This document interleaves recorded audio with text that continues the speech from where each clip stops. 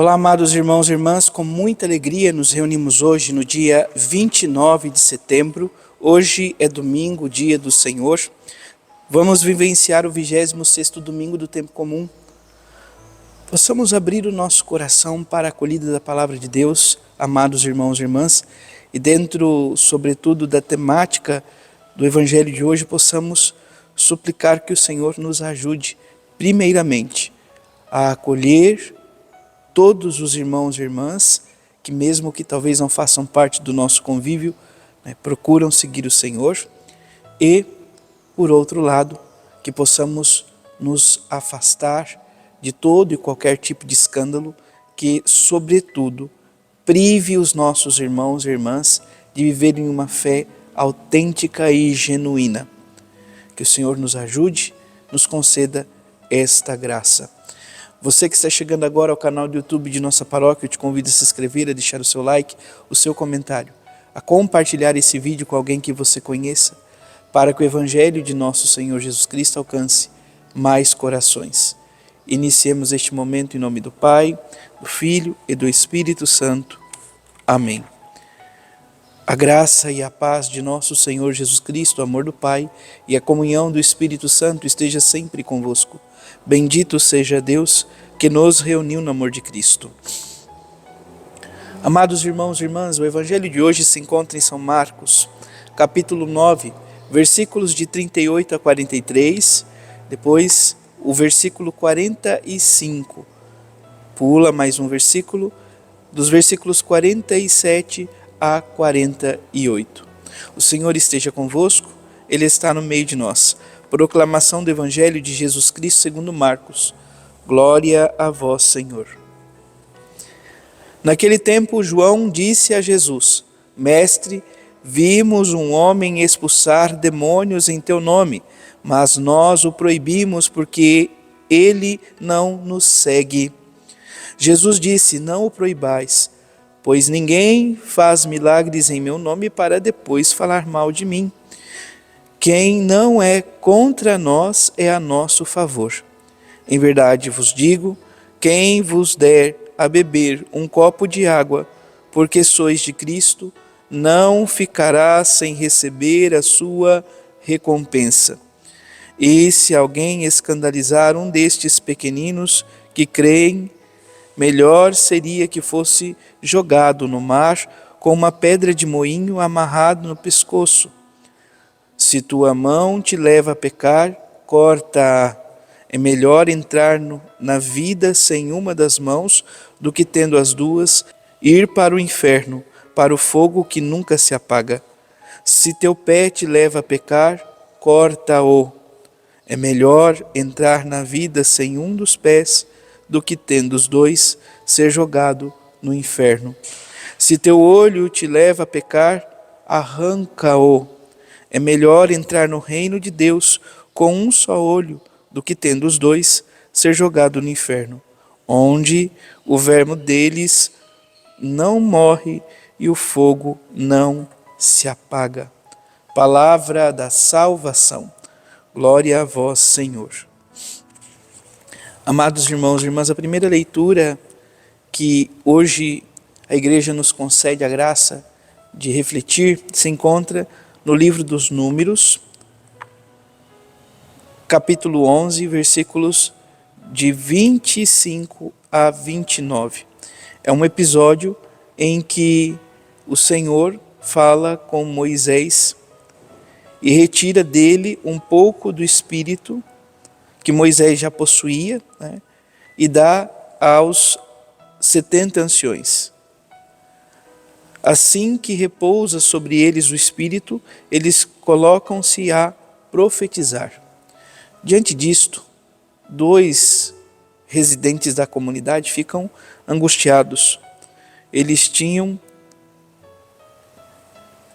estavam fora do acampamento. Na verdade, 2 homens que estavam fora do acampamento também recebem uma porção do mesmo Espírito. Então, olha, nós vemos aqui uma certa sintonia com o Evangelho. Então, Deus retira uma porção do Espírito e dá aos 70 sábios, porém 2 homens que estavam fora do acampamento também recebem esta graça. Um era chamado Elade e outro Medade. O Espírito repousa sobre os 2, que estavam na lista, mas não estavam dentro da tenda. E eles profetizavam no acampamento. Alguém se incomoda, vai até Moisés e diz: olha, esses 2 não fazem parte do grupo que recebeu a porção do Espírito. Eles receberam posteriormente. Eles estão profetizando no acampamento.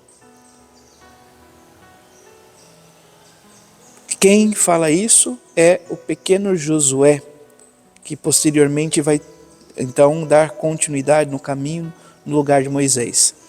E antes de Moisés dizer assim, que eles não teriam direito de profetizar, olha a palavra que diz Moisés.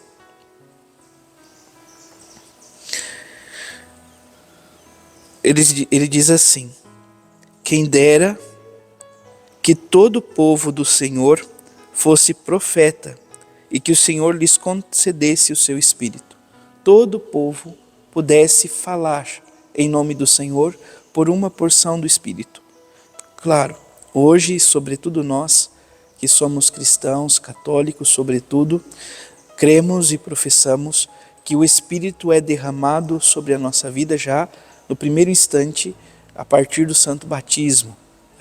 Nós recebemos esta graça e somos convidados a proclamar no nome do Senhor. Então, há um certo incômodo por parte de Josué, com relação a esses 2 que não estavam no grupo e agora se encontram profetizando. A carta de Santiago, amados irmãos e irmãs, capítulo 5, versículo de 1 a 6, nos diz: e agora, ricos, chorai e gemei por causa das desgraças que estão para cair sobre vós. Vossa riqueza está apodrecendo, vossas roupas estão carcomidas pelas traças. Então, olha o que diz Tiago, né?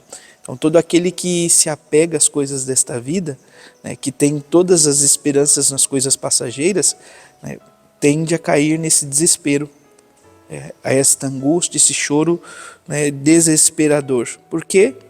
Tudo passa, só Deus permanece. Por fim, amados irmãos e irmãs, o Santo Evangelho que nós ouvimos de São Marcos narra-nos 2 vivências ou 2 pontos importantes. O primeiro é sobre a acolhida, né, de não renegar aqueles que estão falando em nome do Senhor, ainda que estes não façam parte do nosso grupo. Mas gostaria, amados irmãos e irmãs, de deter-me um pouco, sobretudo na segunda parte, que é a realidade do escândalo. Se alguém escandalizar um desses pequeninos que creem, melhor seria que fosse jogado no mar, com uma pedra de moinho amarrada ao pescoço. Que mar é esse? O mar do fogo que não se apaga, o inferno. Então, todo escândalo que fecha a possibilidade de nossos irmãos e irmãs em crer, se por meio do escândalo, nosso escândalo, o irmão se afastar, amados irmãos e irmãs, nós precisamos reconsiderar urgentemente a nossa conduta, nos reconciliar com o Senhor, pedir sumamente perdão por alguma realidade que possa estar, em vez de trazendo os irmãos para o encontro com o Senhor, afastando-os pelo nosso contra-testemunho, pela nossa falta de fé e pelo escândalo que muitas vezes podemos fazer.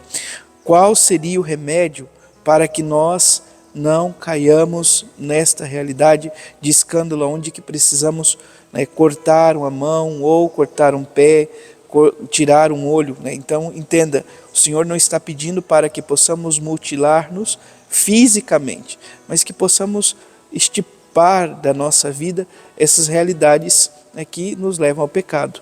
Cortar o olho, o que tem feito muitas vezes a partir do olhar que possa te levar ao pecado. Então, sempre se lembre, cuidado com o segundo olhar. O primeiro, muitas vezes pode ser sem intenção, mas O segundo, com certeza, já será intencional. Depois, as mãos, os pés, aquilo que muitas vezes nos leva, nos encaminha pelo a possuir, pelo toque, enfim, a viver então essas realidades de escândalo ou pecado que nos afasta da presença de Deus, e não só isto, mas sobretudo prejudica na caminhada daqueles que não têm uma fé ainda bem estruturada, uma fé, que é capaz de passar por provações.